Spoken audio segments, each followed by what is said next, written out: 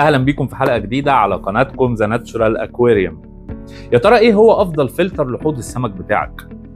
يا ترى هو الفلتر الاسفنجي ولا فلتر الصامب ولا الهانج ولا الكانستر؟ يا ترى فلتر رخيص ولا فلتر غالي؟ طب يا ترى ايه هو افضل انواع الفلتره للحوض بتاعك؟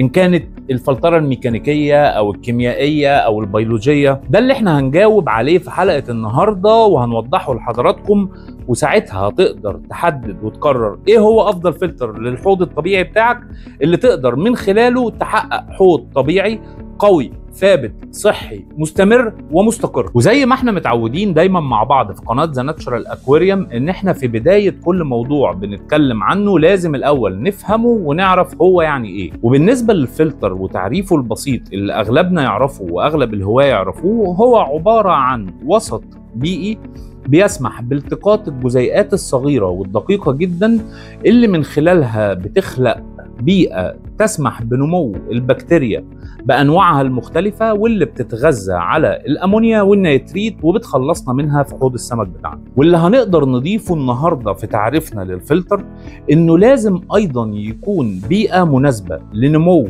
العديد من الكائنات الحية زي الكائنات المجهرية الميكروسكوبية الدقيقة جدا، منها الحيوانية ومنها النباتية، وكذلك الفطريات بأنواعها المختلفة، وأيضا العديد من الكائنات الدقيقة اللي بتعيش جوه الوسط ده، لأن كل الكائنات دي في الآخر بتكون هي بداية تحلل أي مواد عضوية زايدة عندي داخل حوض السمك بتاعي، بداية من فضلات الأسماك أو حتى المواد الغذائية اللي زايدة عن احتياج الأسماك اللي بتبقى متراكمة عندي في الحوض بتاعي، أو حتى أوراق النباتات الميتة، وبالإضافة لأوراق الشجر الجافة اللي أنا بضيفها بنفسي جوه حوض السمك بتاعي. وساعتها بتكون هي دي بداية الحياة داخل الحوض بتاعي نتيجة تحلل كل العناصر والمواد دي، وبتكون هي نقطة البداية للشبكة الغذائية اللي بيعيش عليها حوض السمك كله. طب في الطبيعة، لو رجعنا للطبيعة اللي هي دايما مرجوعنا،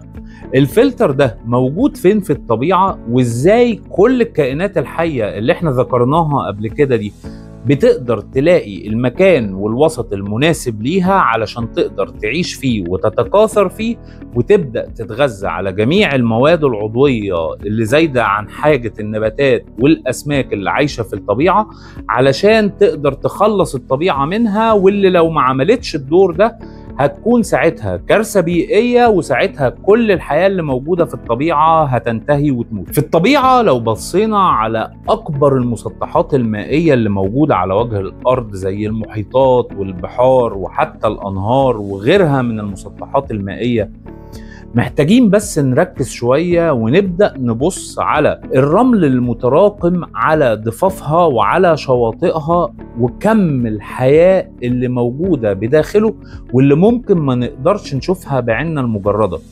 ولكن لو قدرنا نراقبه بشكل دقيق شوية وتحديدا في أوقات الليل وأوقات الظلام، هنلاقي إن الرملة اللي موجودة على ضفاف المسطحات المائية دي بتنبض بالحياة وبيخرج منها حياة متعددة وكاملة ما نقدرش نشوفها في أوقات النهار. وده إعجاز ربنا سبحانه وتعالى في وجود الكائنات دي داخل الرملة تحت رجلينا واحنا مش قادرين نشوفها وما ناخدش بالنا منها. ولكن لو دققنا وقدرنا نركز اكتر هنكتشف ان الرملة اللي تحت رجلينا دي هي عالم كامل ومتكامل، وهو نظام بيئي متكامل ومتوازن بيعتبر الرئة البيئية للمسطح المائي ككل، لأنه بيحتوي بداخله على جميع أنواع البكتيريا والطحالب والكائنات الأولية زي الأميبا والهديبات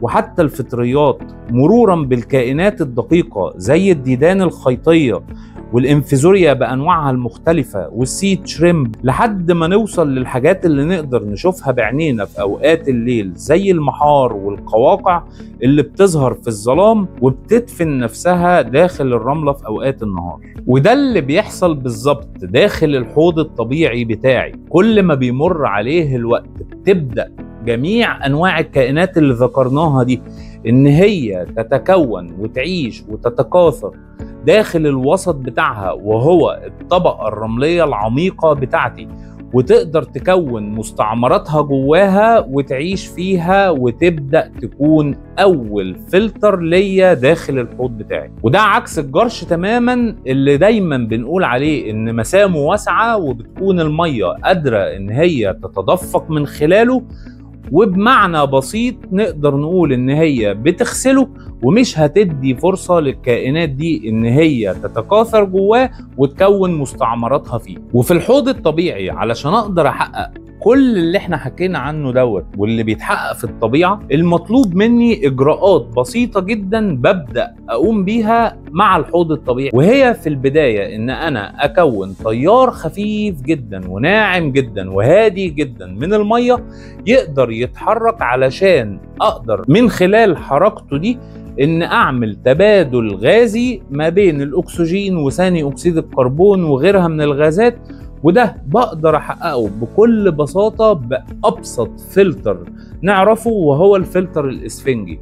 ولو حوضي مساحته كبيرة شوية ممكن ازود حركة وتدفق المية بشكل ناعم وسلس جدا من خلال ان انا اضيف سكرية هواء على الجانب الاخر من الفلتر تقدر تساعدني على تكون التيار الخفيف اللي انا محتاجه علشان يمر بالميديا بتاعتي اللي هي الرملة اللي موجودة في قاع الحوض عندي. وانا هنا مش ضد ان انت تطور من نظام الفلترة بتاعك وتستخدم الانواع الكتيرة من الفلاتر اللي احنا عارفينها. لو كده موجودة عندك تقدر تستخدمها، ولو مش موجودة وقادر انك تشتريها تقدر تشتريها وتستخدمها، ما عنديش اي مشاكل. ولكن اللي حابب اوضحه ان احنا في حل عن ان احنا نستخدم الانواع دي من الفلاتر ومش محتاجين لها في احواض السمك الطبيعية. لازم تكون حريص جدا وانت بتستخدم الفلاتر ايا كان نوعها ان انت ما تسببش جوه الحوض تيار مية قوي جدا يعمل اي ازعاج لطبقات الرملة، لان هي دي الفلتر الاساسي اللي احنا بنعتمد عليه في حوض السمك بتاعنا. وكل اللي مطلوب من حضرتك علشان تدعم حوض السمك بتاعك علشان تقدر تحقق فيه الوسط الرملي اللي بيسمح لتكون الحياة اللي احنا محتاجينها جوه الرمل بتاعنا علشان يبقى الفلتر القوي اللي نقدر نعتمد عليه، اجراءات بسيطة جدا زي ان انت ما تزعجش الطبقات الرملية بأي شكل كان وتحقق تيار المياه الخفيف اللي اتكلمنا عنه، وانك من وقت لآخر تبدأ تضيف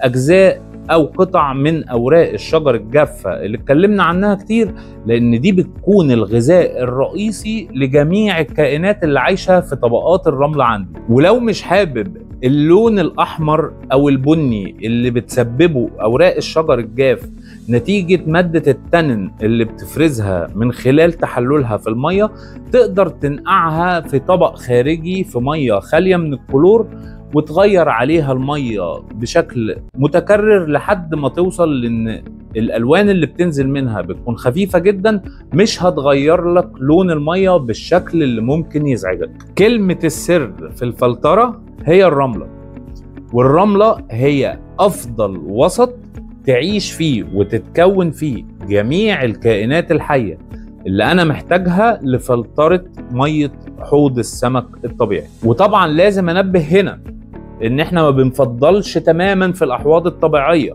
الفلترة الكيميائية ايا كان نوع المادة اللي بستخدمها فيها، ان كانت الفحم النشط او مادة الزيولايت، لان المادتين دول زي ما هيمتصوا مواد انا بعتقد ان هي ضاره من الميه بتاعتي، هيمتصوا جزء كبير من العناصر والمواد الغذائيه اللي النظام عندي بيعتمد عليها.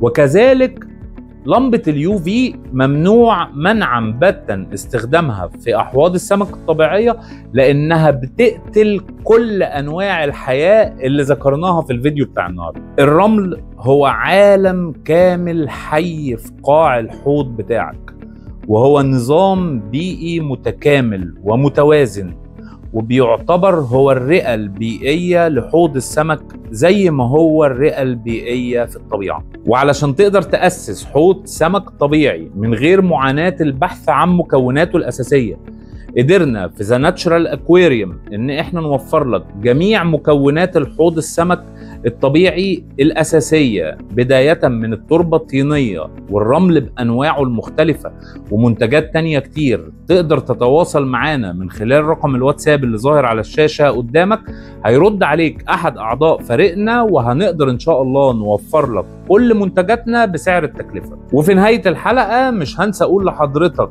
تعمل لنا لايك وشير لو انت على صفحتنا على الفيسبوك، سبسكرايب لو انت على قناتنا على اليوتيوب، وما تنساش تفعل الجرس علشان يوصل لك كل جديد. شكرا ليكم وان شاء الله اقابلكم الحلقة الجاية.